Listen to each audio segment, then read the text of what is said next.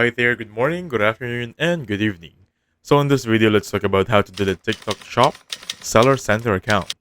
So if you decided to stop selling on TikTok Shop and you want to permanently delete your seller account, let's follow this step-by-step tutorial.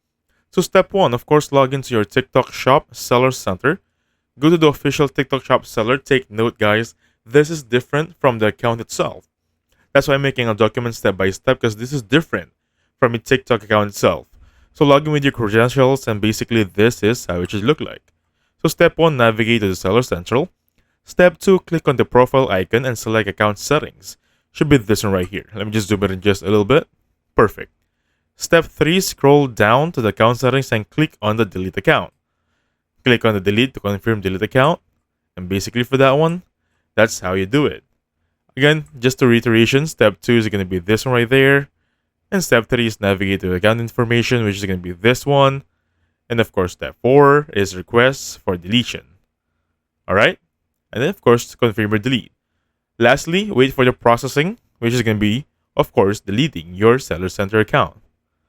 Important notes, these are going to be it. Make sure to download or back up any information before proceeding.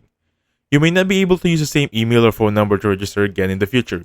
This is really important because if you delete it using your main phone number or email, you may not be able to use those same contact information again. If you encounter any issues, please contact TikTok Shop support for further assistance. Alright, again, just to reiterate, this is a screenshot if I have here. Step 1, go to navigation and basically logging in. Step 2, click on the profile icon. Step 3, scroll down at the very bottom part, there should be a red delete account option. Step 4, click it, and lastly, of course, wait for the process to finish.